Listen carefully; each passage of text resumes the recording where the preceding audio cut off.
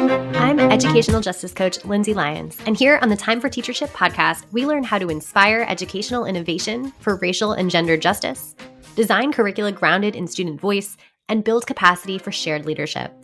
I'm a former teacher leader turned instructional coach. I'm striving to live a life full of learning, running, baking, traveling, and parenting because we can be rockstar educators and be full human beings. If you're a principal, assistant superintendent, curriculum director, instructional coach, or teacher who enjoys nerding out about co-creating curriculum with students, I made this show for you. Here we go. Hello, and welcome to another episode of the Time for Teachership podcast.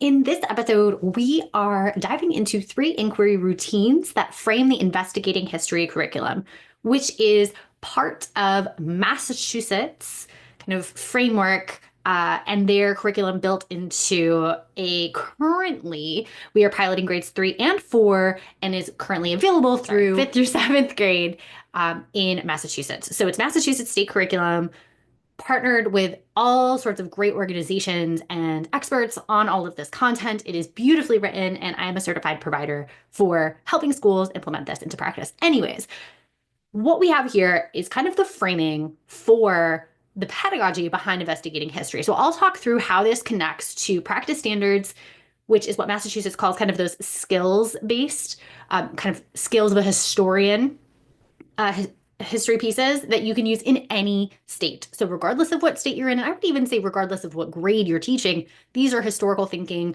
kind of skills that are called practice standards. So if you hear me refer to them here, that's what this is. Now, the 3 inquiry routines can also be followed with any kind of content. It is very much pedagogical, and it's great pedagogy. It's student-centered. It's all the things that we love on this podcast. So I'm going to talk us through them. And what I want to make sure that we take away from today is really an understanding of, 1, how historical skills are being practiced within this pedagogy, and 2, what the frame provides, like what the frame is, what are the 3 routines, and then kind of step 3 or piece 3 is how do we actually do these in practice? So let's get into it. Our 3 inquiry routines that frame the investigating history, or what I will call for short IH curriculum, are step 1, launching the question, step 2, investigating sources, and step 3, putting it together. So this is the phrasing that investigating history uses.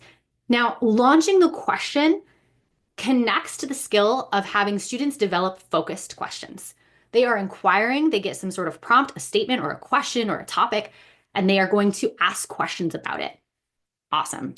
Now, the second step is investigating sources. This involves all sorts of skills, from organizing information from various primary and secondary sources and kind of synthesizing that into a graphic organizer or making sense of it through note-taking, to analyzing the purpose and point of view of various sources, considering various perspectives or biases or historical context of a particular source, identity markers, right? There's just a lot of expansiveness here. We talk a lot about criticality, which Dr. Goldie Mohammed talks about in her books and her framework. That comes to play here, I think, in what is known as Practice Standard 4 in the Massachusetts framework.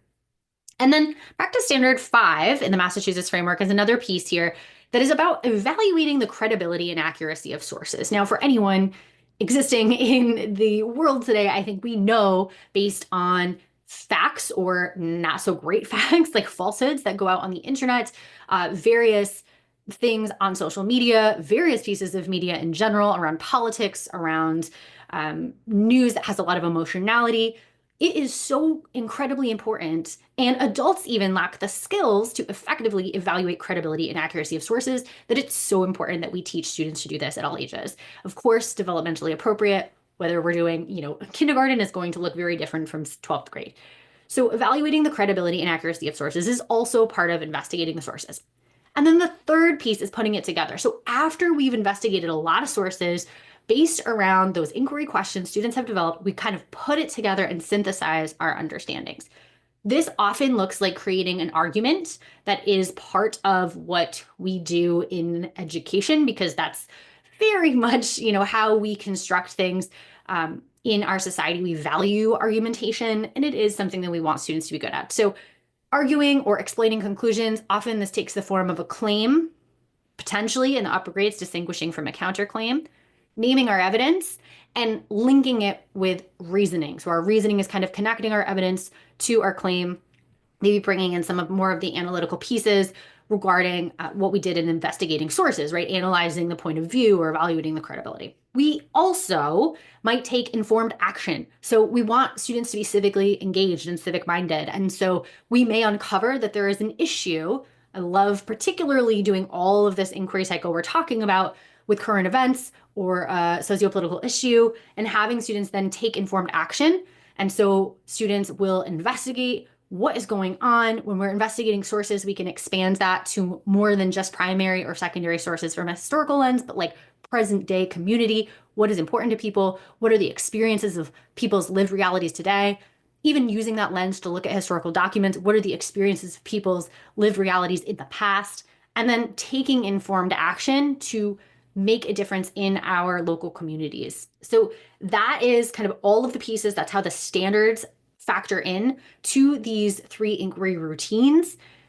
And then one kind of that pervades all of the pieces from launching the question to investigating sources to putting it together is a standard around civic discourse and civic ways of being. And so this is just having students have discussions, have students, you know, disagree with one another, but in a respectful way, in a way where they're also seeking to understand, in a way where they are using evidence and analysis and criticality within their discourse. And I think, again, upper grades, yes, but even possible in the kindergarten through 5 space, which I'm learning from a wonderful book, Hands Down Conversations. That's not the title, but that's what they talk about. I will cite that book somewhere. This is possible for students to lead their own conversations, not mediated by the teacher, which is very exciting. So, inquiry routines. Launching the question, investigating sources, putting it together. Let's talk through kind of the how. We've talked about how it's related to really important historical skills and skills of historians, but let's talk about exactly what it looks like when you launch the question, for example. We'll start there. Step 1, according to Investigating History Framework, is that we spark student interest. I mentioned briefly this could be a statement or a question or a topic. It could also be an image, a video, something that's going to prompt their thinking. Then we're going to introduce a question. So in Investigating History's curriculum, they have specific supporting questions that frame what they call a cluster or a kind of a section of lessons. Might be like 5 lessons, for example. And so here's one example. In one of the early units, they show a map. They ask students to think about the map, right? We're going to spark student interest, notice wonder perhaps. And then we're going to ask, what can maps tell us about people? And then we're going to invite students, step 3, to create an inquiry chart. Now, this part of the inquiry chart we would work on right now in this phase or inquiry routine of launching the question is that students are going to ask smaller questions about the larger question that was posed. We spark their interest with a visual map. We ask, what can maps tell us about people? And now we ask students, okay, what questions do you have? Now that we're talking about maps, now that we want to find out what maps can tell us about people, what smaller questions do we need to answer to be able to answer or address that larger question, right? So students would then invite each other, you would invite students, excuse me, to answer some of those smaller questions. Now, there's a lot of ways to do this. One is very open-ended. One is more of like a QFT, question formulation technique, structured process where you brainstorm questions. You give them directions on how to improve their questions or rewrite statements as questions, change the beginning to make them more creative questions, and then you would prioritize like, what are the most interesting questions. That is certainly one way to do it. Another completely opposite way to do it is just, okay, open-ended, write any questions. Any question is fair game, get creative, go. And that kind of reduces the fear for students of getting like a good question or, you know, creating the right question, because students are always fearful of kind of getting an answer wrong, right? They don't want to share because they're afraid to get wrong. And there is no wrong here. So we could lean into that. You know your students best, so you'll know how to address this with them. The other thing is, you know, students may not really be familiar with writing their own questions or asking their own questions, particularly actually later in their educational careers, because when students are younger, they ask so many questions, so many questions. And so when they've been in education a long time, they kind of forget that natural curiosity is okay and is actually very good. And they just kind of wait for teachers to tell them the question that they have to then answer, again, with the quote unquote correct answer. So a Q chart might be really helpful. Q charts are adapted from Weiderhold, published in 1997. So you might have, and if you just Google this, the letter Q, dash charts. You'll find them in Google. But there's kind of like a left-handed column, what, where, when, who, why, how, right? That first starter word. And then you have a row across the top that's going to provide the students with their second word of their question. So this could be like is, was, did, can, would, should, will, might, could, right? So anyways, you have the ability to then ask a question like when did, right, to start your questions. So you're kind of giving them sentence stems or sentence starters for questions, but they're kind of constructing their own with this guidance. So you can find a cue chart for that. You know, another piece, when I hear teachers often ask, how do I get students to ask, quote, good questions? So again, we're leaning into the idea that there can be a good or a bad question. We don't really want to do that, but I think what I'm hearing underneath the good or bad dynamic is we want students to be more maybe precise, more thoughtful. Teachers who think like me oftentimes want a little more criticality. So thinking about that critical lens, thinking about sourcing, right? Thinking about power dynamics. That's what I'm interested in. That's what I always wanted to cultivate in my students. So here's the thing that you could do here. Use some of those question stems, maybe just even the first ones. So who, what, where, when, how, why, what does it mean, da, da, da, right? Those are all question stems that investigating history curriculum provides. I think great, put them on a slide, but also come up with a cool acronym for the things that are important for you. So for example, there's a school district in Massachusetts I've been working with that was really interested in having their fourth graders in particular analyze whose voice is heard or not heard. What are the values and motivations of human beings in history or groups of people in history? What are kind of the causes and effects of different events? And how maybe students make sense of the similarities and differences of certain groups of people, certain events in time, certain societies, right? These are the four big things that are important to them. So I said, okay, let's think about an acronym we can come up with that students will be able to recall quickly. And maybe we can make a visual that's a slide or a poster that hangs in the classroom. So anytime you launch the question, students have this visual ready to go where they have some of those sentence stems like who, what, where, when, why, how, why, where, when, how, why, excuse me. And then they have kind of those four quadrants that has maybe a visual with them and then the acronym on top for quick recall. So for example, theirs that I brainstormed is power. And so you have kind of a visual of a power structure, a social structure pyramid. And underneath is a sample, whose voice is heard or not heard, question mark, right? And then in a second block is interest.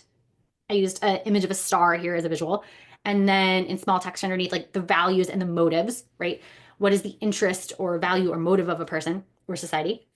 So power, interest. The next one is causes. To kind of have a visual of a person pushing over dominoes. And then in small text, and the effects. So it's causes and effects. And then the fourth block is compared. So you have a Venn diagram visual, and underneath the small text is similarities and differences. So the acronym becomes PICC, P-I-C-C. So pick your question type.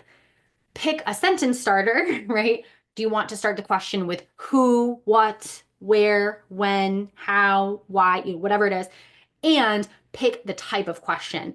So if I'm interested in power, I might ask a question like, who has power in this society? If my prompt and my cluster of lessons is about a new society, right? Who has power? Or I might more specifically ask something like, how do gender roles play out in this society, right? Something like that. So that's another idea that you can use for prompting student questions. Okay.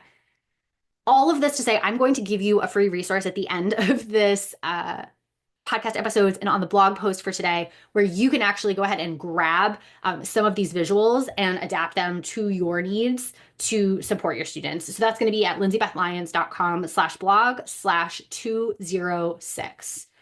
Okay, let's talk through the next one. So investigating sources, here's the routine as laid out by the IH curriculum. Observe, read, connect. Those are the three pieces. First thing we do, we observe the source. So what kind of source is it? We're going to think about the types of analytical skills that we're going to need. So is it a map? Is it a letter? Is it a photograph? Is it a video source, right? Like what do I need to get ready in my brain to experience or analyze this type of source? The next thing I'm going to do is I'm going to read the document and read in quotes because, again, it might be a visual, it might be a video, but we are going to kind of get ready to dig into our various forms of literacy and make sense of what's happening. We're going to get the gist here. And then the next step is to connect. We are now thinking about that larger cluster question. We're analyzing, we're connecting to other sources we may have explored in the curriculum or in other classes, or connecting to our prior knowledge or lived experience. So what I would do is I would have one slide every time you introduce a source that is just the observe questions that you want to ask. We've talked before on the podcast about cognitive complexity and reducing the cognitive load so that we can do the important skills better and we're not bogged down in kind of the minutia of asking different types of questions all the time. We actually want students to internalize every time I see a source in history class, I ask these same questions. It also, of course, saves time for the teacher when you just have to bring up the same visuals again and again. So for investigating sources, when I start to observe, I'm going to invite students to turn and talk to a partner or talk in maybe table groups. What kind of source is it? When was it made? Who made it? Those are my 3 questions, right? Once they're done with that, I would move on to reading the text. So I would say, what information do you get from this? Or what's the main idea? What information is most relevant to our question of the day or our cluster question or whatever question framing, right, you're using? I would remind them that if they have a text in front of them, if they have something on paper, they can highlight or underline keywords or phrases. If you have an annotation guide, of course, remind students of this here. And then I would invite them to summarize or paraphrase the source. So they can do that verbally in partners or in their groups, or they can do it in writing. So again, depends on what kind of literacies you want to activate here and what your students need or what their strengths are. Lean into those. Finally, for the connect piece of this, I would invite maybe a turn and talk or table talk first, and then I would probably synthesize as a class, either in writing and doing kind of a collect and display, identifying themes, or verbally, so we can just get a sense with people sharing with the larger class what's going on. And then, of course, you as a teacher can figure out, what you want to highlight and lift up from these. So questions on that slide that I would have for the connect piece. What's the purpose of the source? What's the point of view of the author? So you can kind of see here some of the standards language coming through. How does the source compare to other sources? Right? That's, again, something that we talked about. That one school district is really interested in that comparison, similarities and differences. You can see that come through here. Is this source credible? Again, standards language. And what questions do you have about this source? So again, back to practice standard 1, actually, or excuse me, practice standard 2 in the Massachusetts framework, where they're doing this and launching the question, they're asking a bunch of inquiry questions. Let's continue that practice. Don't just relegate it to that first lesson of the cluster. So what questions do you have? Get students continuing to be curious. And that would be your investigating sources routine. So now you do that for several sources. You come to the end of the set of clusters around that key question. This could also be unit long. Of course, you can make this much longer. But now we want to put it together. We want to synthesize all the stuff that students have been asking about and learning about. So here are the 3 steps of the putting it together routine from the IH curriculum. We answer the question. So again, we return to that essential question or that cluster question. We track key ideas. So in some way, we're kind of writing this down. And then we have a formalized assessment. This is usually in writing, but doesn't always have to be. So in our first step, right, we remind students of the question.